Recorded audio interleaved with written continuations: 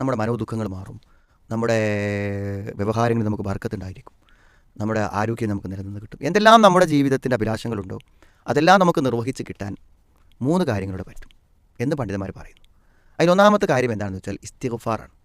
അള്ളാഹുവോട് നമ്മൾ പാപമോചനം തേടുക. വളരെ വലിയ പ്രതിഫലാർഹമായിട്ടുള്ള ഒരു ആരാധനയാണ് ഇസ്തിഗ്ഫാർ എന്ന് പറഞ്ഞത്. നമ്മൾ തെറ്റ് ചെയ്തുകൊണ്ട് മാത്രമല്ല, എല്ലാ സമയത്തും പാപം. നബി സ്വല്ലല്ലാഹു അലൈഹി വസല്ലം ഒരു ദിവസം 70 പ്രാവശ്യം 100 പ്രാവശ്യമൊക്കെ ഇസ്തിഗ്ഫാർ നടത്തിയിരുന്നത്.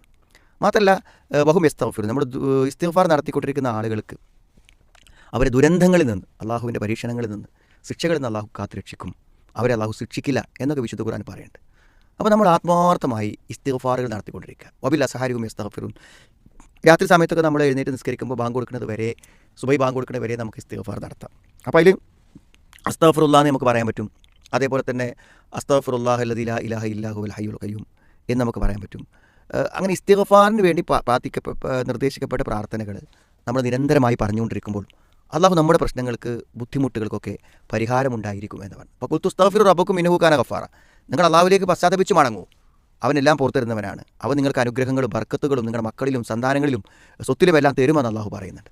അപ്പോൾ നമ്മൾ ഒഴിവ് കിട്ടുമ്പോഴും പറയുമ്പോഴൊക്കെ അസ്തഗ്ഫിറുല്ലാഹ് എന്നും അസ്തഗ്ഫിറുല്ലാഹ അല്ലദീ ലാ ഇലാഹ ഇല്ലാ ഹു എന്നുള്ള നിലക്കുള്ള പ്രാർത്ഥനകൾ നമ്മൾ എന്ത് ചെയ്യാം, ഇസ്തിഗ്ഫാർ പ്രാർത്ഥനകൾ നടത്താൻ വേണ്ടി ശ്രമിക്കാം. പിന്നെ രണ്ടാമത്തെ കാര്യം എന്ന് പറയുന്നത് ദുആ ആണ്, പ്രാർത്ഥനയാണ്. നമ്മൾക്ക് എന്താണോ ആവശ്യം അത് നമ്മൾ അള്ളാഹുവോട് വളരെ ദൃഢബോധ്യത്തോടെയും വിശ്വാസത്തോടു കൂടെയും നമ്മൾ ചോദിക്കാം.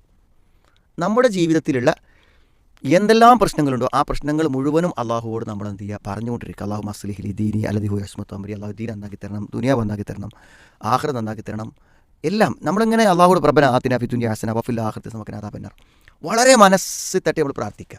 നമസ്കാരങ്ങൾ പ്രതീക്ഷിച്ചുകൊണ്ടിരിക്കുന്ന സമയത്ത് പ്രാർത്ഥിക്കാം, അത്തഹിയ്യാത്തിൻ്റെ അവസാന സമയത്ത് നമുക്ക് പ്രാർത്ഥിക്കാം, അതേപോലെ യാത്രാവേളയിൽ പ്രാർത്ഥിക്കാം. അപ്പോൾ പ്രാർത്ഥനകളിലൂടെ നമുക്ക് നമ്മുടെ ആഗ്രഹങ്ങളും ജീവിതത്തിൽ എന്തെല്ലാം നേടേണ്ടതുണ്ടോ അതെല്ലാം നേടാൻ നേരത്തെ ഇസ്തിഗ്ഫാർ പറഞ്ഞ പോലെ തന്നെ പ്രാർത്ഥനകളെ കൊണ്ടും അത് സാധ്യമാണ്.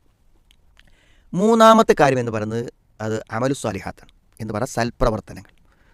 എങ്ങനെ നമുക്ക് നല്ല കാര്യങ്ങൾ ചെയ്യാൻ പറ്റും, അതെന്താവാം, ആരാധനകളാവാം, ജീവകാരുണ്യ പ്രവർത്തനങ്ങളാവാം, എന്തുമാവാം.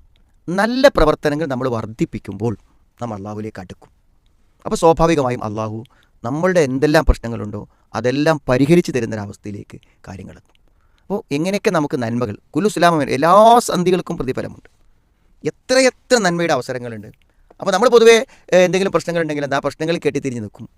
അതിൽ നമുക്ക് ചെയ്യേണ്ട കാര്യങ്ങൾ ചെയ്യണം. അതിലുപരി നമ്മൾ എന്ത് ചെയ്യണം, പരമാവധി നന്മകൾ വർദ്ധിപ്പിക്കുമ്പോൾ അവസരങ്ങൾ ഉപയോഗിക്കുക. ദീനീ പ്രവർത്തന രംഗത്തിൽ നമ്മുടെ കാര്യങ്ങൾ, ആരാധനാ രംഗത്ത്, ജീവകാരുണ്യ പ്രവർത്തനങ്ങൾ, സേവനങ്ങളിൽ, അദ്കാറുകൾ, എങ്ങനെയൊക്കെ നമുക്ക് നന്മ സംഭവിക്കാൻ പറ്റുമോ അങ്ങനെയുള്ള നിലക്കൊക്കെ നന്മ സമ്പാദിക്കുമ്പോൾ തീർച്ചയായും അള്ളാഹു നമ്മുടെ പ്രശ്നങ്ങൾക്ക് ശരിയായ പരിഹാരം ഉണ്ടാക്കി തരും.